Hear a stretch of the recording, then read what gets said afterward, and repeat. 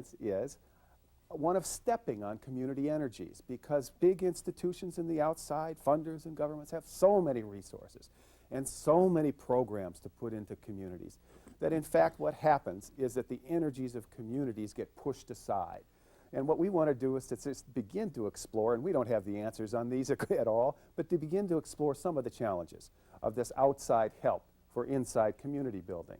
Now tonight we're only going to have time to begin a couple of observations about some of the exciting work that is being done in two kinds of institutions outside the community.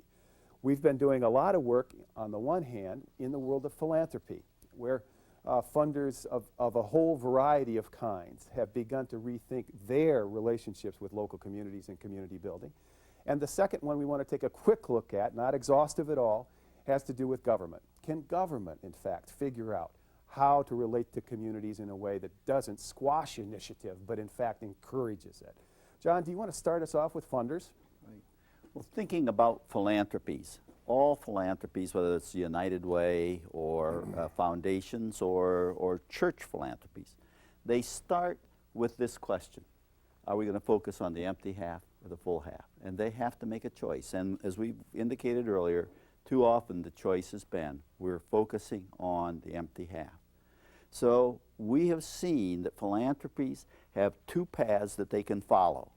And the Chuck Shannon of the United Way in Denver prepared an outline of these two paths, two community problem-solving models. The traditional philanthropic model is one that starts off saying what we think is important is needs, deficits, problems, and pathologies. But the capacity building model focuses on assets, skills, and resources. Incidentally, you'll see these two paths laid out side by side on page 42 of your workbook. Then the philanthropic model has traditionally started with a problem response, whereas the community capacity model is about the identification of opportunities rather than the focus on problems. Then the social service and philanthropic model has been focused on a charity orientation, the idea that we got it, you don't, right? And the alternative, the capacity model, is an investment orientation that says we are investing in you because it's to our advantage and your advantage. It's two ways. Then the next difference is that the social service model always needs more services. You can't win. I mean, each year you have to show things are worse in order to get more money. But the final outcome, after all, of an effective community building process is less services. You know, if you have a healthy community, the hospital won't have to grow. It may get smaller. And then the next difference is that if you follow the philanthropic model, you're always turning to needs-fixing institutions, to agencies. But there's a low emphasis in the community capacity building model because the next difference is that the community capacity building model focuses on the community and the neighborhood as the resource, and peculiarly it is the social service model that focuses on individuals, not communities, because systems fix individuals, but communities build the individual from the bottom up, and that's the essential difference. Now, Chuck Shannon, who developed this difference, says all of the foundations and all of the United Ways need to think about moving from one model to the other, from one path to the other, and here he tells us how they've begun to move in that direction in Denver and its United Way. I've been very fortunate to see the implementation of the community capacity building philosophy here in Denver. Too often, major funders, whether they be governments or foundations or United Ways, have tended to overlook the human and organizational assets, skills, and resources that exist in even the most disadvantaged neighborhoods throughout this country. The Denver Neighborhood Partnership, formed in September of 1993, is a distinct, if not unique, way of showing support for disadvantaged neighborhoods. A group of funders came together, including the Anschutz Family Foundation, the Adolph Coors Foundation, the Hunt Alternatives Fund, the Piton Foundation, Norwest Bank, and Mile High United Way to pool funds and make them available to residents of 5 neighborhoods to allow them to decide on the best use of those funds. It's a great way of showing support for grassroots initiative. In fact, it's the key to success of the program, allowing residents of those neighborhoods through a neighborhood council to determine the best use of those funds. Christy, you're a resident of one of those neighborhoods and a member of the neighborhood council. Can you tell us what are the key operating principles of the Denver Neighborhood Partnership? Well, 5 neighborhoods participate in the program, each with 3 residents serving on the council. In addition, 3 representatives from the funding agencies serve, but the council is dominated by neighborhood representatives. Projects are typically identified through what we have called neighborhood leadership forums, which is basically a community-based public meeting where residents and business people, different people from around the community can come together and hold a public meeting, brainstorm, that type of thing. Ideas are also submitted to the neighborhood council representatives who then help the individual applicant develop the program or project. And of course, a lot of this is solicited just by word of mouth. What are the types of proposals that get funded through the Denver Neighborhood Partnership, and do they tend to be different from the types of proposals that get funded through other funding programs? Yes, they are. We are not looking for elaborate, sophisticated applications or, for that matter, programs. Most of our programs and projects, we are looking for authenticity, passion, and an ownership that comes with the project or program from the individual applicant.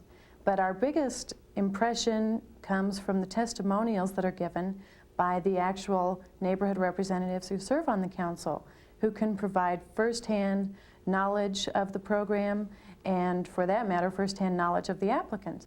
The Vietnamese project in Westwood that bridges the old culture with the new, using elderly Vietnamese to preserve Vietnamese storytelling.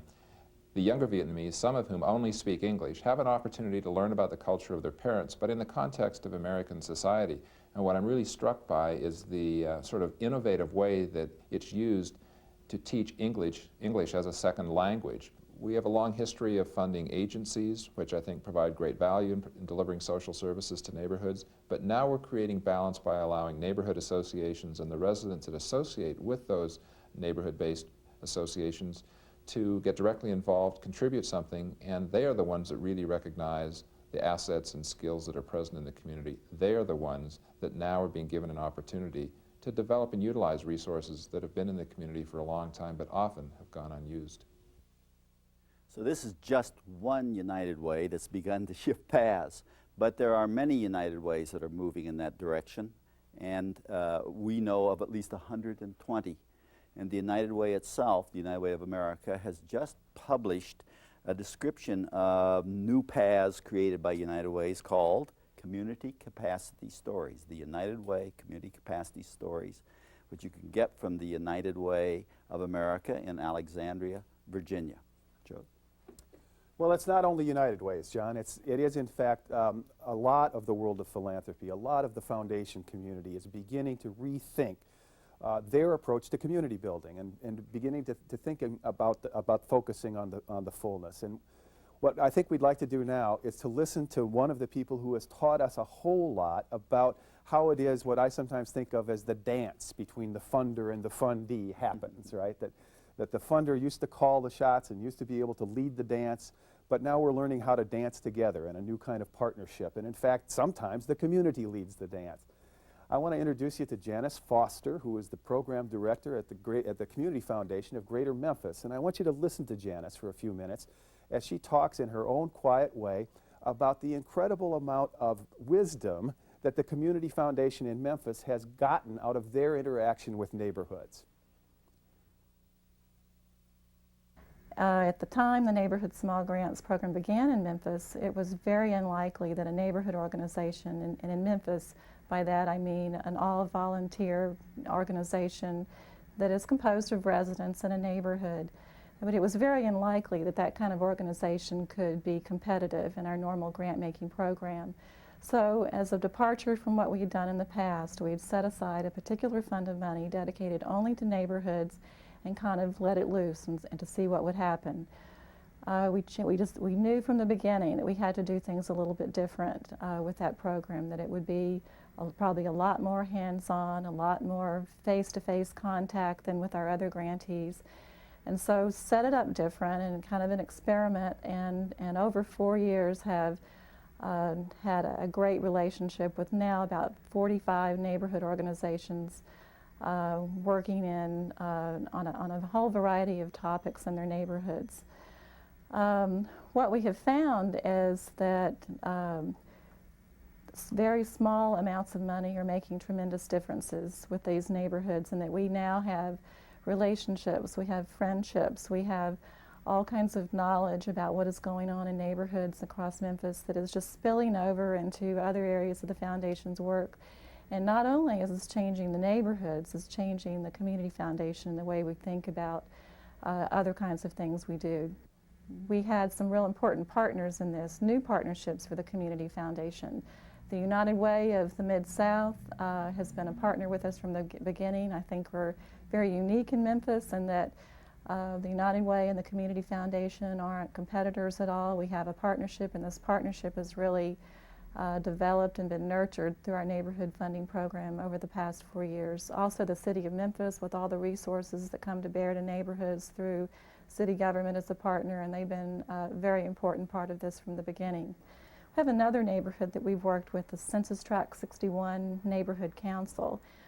This is a neighborhood that just had more guts and determination, frankly, than we were comfortable with. Another new group, small handful of people that has grown into a large number of people in this organization, but took their first grant, a relatively small grant, small amount of money, and through kind of an amazing series of conversations with folks in the neighborhood and with some institutions on their borders, use that money to purchase a house and rehab the house and rent it to some folks in the neighborhood. It's a little duplex, and they've got both sides renovated now, both sides rented, and it's owned by the neighborhood organization, all with $5,000. We were skeptical. We were really we discouraged them from going that far, but really took a leap of faith, and it's paid off. They've since gone on to develop a coffee shop in the neighborhood, a coffee shop in a boarded up, abandoned strip of buildings, the neighborhood eyesore. Right now it's painted, fixed up, really a little mecca in the neighborhood with an awning outside that says Census Tract 61 Neighborhood Coffee Shop. And their vision is that this is not only going to be a place where they can employ some folks in the neighborhood, but they can use the wealth of talent that they found of folks that had either worked in restaurants or really loved to cook to use their talents to help this little neighborhood business get going, and also to have a gathering place so that folks in the neighborhood can stop in and talk and chat and kind of network with each other. This will be the neighborhood watering hole. Since the Neighborhood Small Grants Program got going 4 years ago, and we've had experience with this kind of grant making, another thing we have learned is to let the values kind of inherent in neighborhood grant making spill over into other areas of the Foundation's life. And so we have just 2 years ago drastically revised our criteria for our Greater Memphis Fund, which is our discretionary fund. Now this fund, which is really targeted to nonprofit organizations, and this is nonprofit organizations are more typical ones versus neighborhood organizations. It's what we're hoping to do is encourage nonprofit organizations via small grants, done much in the style of the Neighborhood Small Grants Program. It's encouraged nonprofit organizations to hook into the community around them, the community where they are and where they're providing service, and develop new kinds of relationship with that neighborhood, with that community, not service kind of relationships, but real relationships, real friendships, relationships where they're not talking about clients in the neighborhood, that they know people's names and they know about their family, that they let them really let them into the workings of their organization, encourage them to take on board slots, help make policy, help decide, help guide outreach efforts.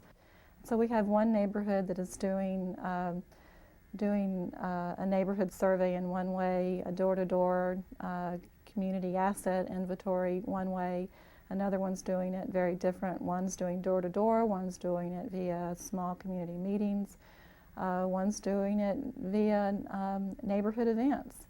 And the planning will all be different too, and the planning will end up with a different event. But what will be important at the end of all this is that we'll have 3 neighborhoods that have spent the time that it takes to really broaden the table, get other folks in, learn all there is to learn about what they have in the neighborhood and all the gifts and talents of all the people and individuals and institutions and businesses that are there, and figure out a way to connect the dots, get them all together, all around the table, all thinking together in a shared way about what can make that neighborhood the best possible neighborhood it can be in the future. We're kind of changing ourselves as we're doing this, but finding that that the results that we're seeing, the results that we're beginning to see, are so exciting and so promising that the exploration is just a day-to-day adventure, and it's a venture that we're very, very excited about. Ramona, I hope it was clear from Janice the kind of incredible excitement that you feel in Memphis as the foundations and the United Ways are rediscovering their roots in neighborhoods, and they're building these kinds of relationships. I've learned so much from Memphis because they have relationships with community associations. That's their small grants program, and then they also have relationships with local agencies, and they're stretching the agencies to rebuild their relationships in local community. And then they have these whole neighborhood planning processes where the neighborhoods are building tables and visioning their future. It's a very exciting and more every day, a kind of holistic approach to rebuilding communities. So there's a lot to be learned. Memphis is not alone, though. There are lots of other foundations doing this work. In the Green Book on pages 357 to 360, in fact, you'll find 3 different foundations, including Memphis, but also the Community Foundation in Tucson and in Southwest Washington, who have done their own sets of criteria for funding. One of the things about foundations is, in fact, that they are message senders. They send out what it is we're interested in now. And, you know, they can affect entire communities just by saying what we're going to fund this year. So the messages foundations send out are incredibly important. We tried to sort of put together, Ramona, our own list of how it is a foundation could send out a different kind of message, a message that says we're going to focus on the fullness, not on the emptiness. So here are 5 little clear points that we think could be the basis of a different kind of message. We're interested, the